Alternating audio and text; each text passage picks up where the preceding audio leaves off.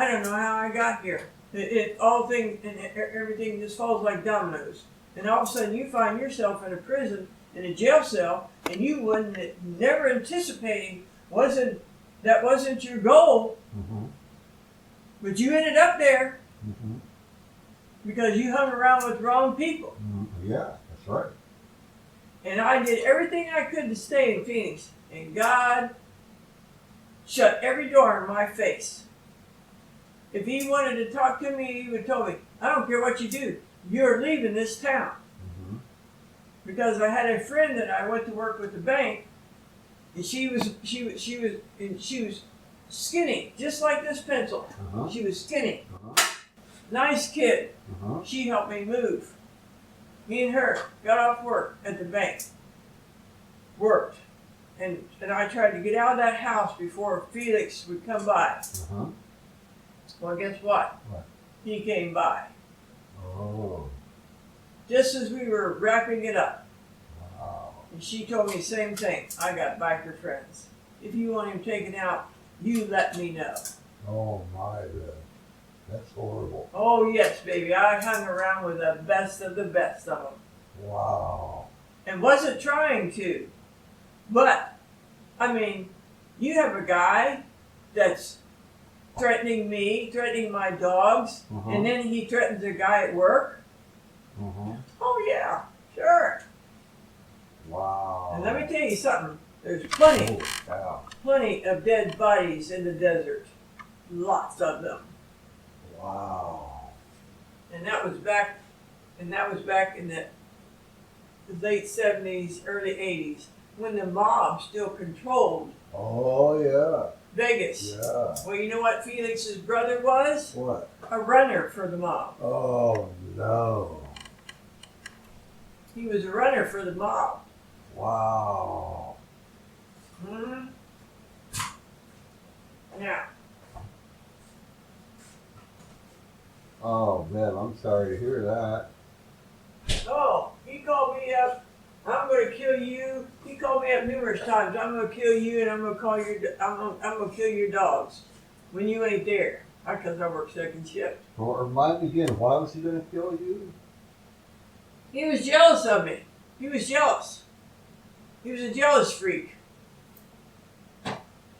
He thought just because I talked to somebody, I was having an affair with him. I never had an affair with nobody. I wasn't messing with nobody but him. So I had to sneak and move in with a friend of mine that I used to work with. So when I left that house, and I had to be looking over my shoulder all the time. Really? That's why when I came back left here and moved back to Ohio, this one became a real bitch. I said, nobody will ever do that to me again. Nobody. Now, I don't mean to be mean to you or anything else, but I'm going to tell you something right now. No way. He threatened to kill me, and I'll tell you right now, any bastard threatens to kill me, I'm going to say, well, bring it on. Just tell me where you're at, because I'll come and kill you. And that's exactly what I'll do. Wow. And don't you think, I went in my younger days, that one would disappear, and so would that one down there. And them over there, too. You kill them all? I'd have them taken out. You damn got right. Because you know what? I wanted to join the mafia. You did? You damn right I did. You wanted to join the mafia? I sure did. Holy cow. I wanted to join the mafia. That's how I was. Really? You see how much I have changed? I'm not like that no more. Yeah, I'll sit here and argue with you, and we'll fight back and forth. But, you know, in Phoenix, and it might be the same way. I'm sure it's the same way here, but I know in Phoenix, it's no problem finding anybody to have somebody taken out. Wow. But Felix was a big guy, and finally I got mad one evening, and he was out there, and boy, and I had him up against the wall, and I was screaming, I was hollering, And the lady across the street, she came out. I said, call the cops. Call the cops right now. And she did it. And watch. You know what? I saw a big man like this go. Oh, yeah. Wow. Mm-hmm. That's unbelievable. Yeah. That's what I put up with. And then that girl that I was friends with,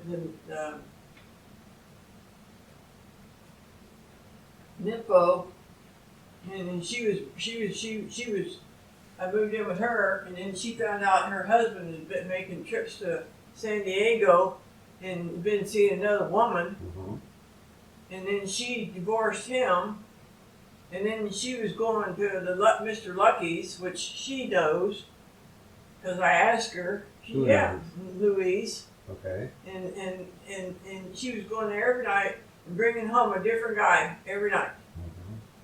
And I finally told her, I said, I'm going to tell you something right now. What you do is your business, Lisa. I don't care what you do. I said, I'm going to tell you something right now.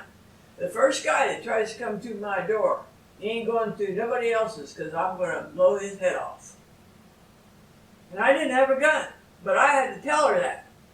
Because my mom told me when she worked for Franklin County Children's Services and how she'd have to go to these homes and take care of these abuse cases, and how this woman she went out with this guy the third time, and he was schizophrenic. He was nuts.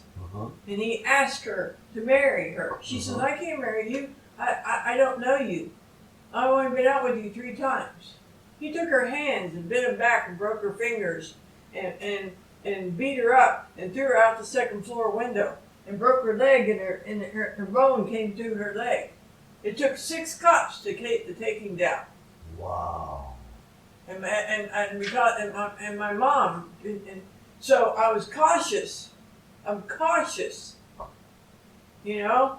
Well, you gotta, and I went to that Mr. Lucky's with Lisa one time. I said, I'll never go back. It was upstairs, downstairs.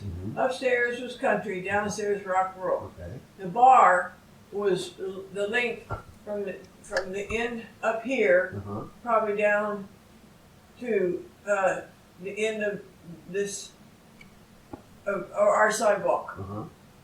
And men just lined up like sardines. I walked by to go to the bathroom, pinched my butt, pulled my hair. I said, oh, this ain't for me. Let me tell you something. I've been around bars and stuff, but that was not for me. Yeah. I didn't like that. Well, of course not. I didn't like that. No.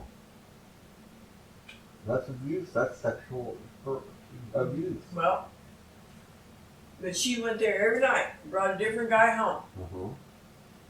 And then she was bringing in 3 or 4 on the weekend.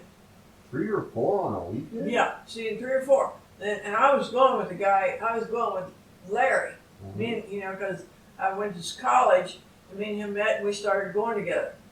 And he told me, he said, I tell you what, Beverly, I think Lisa's a nymph. Yeah, it sounds like it's me, sure. I said, what? He said, yeah, nymph, you know. I said,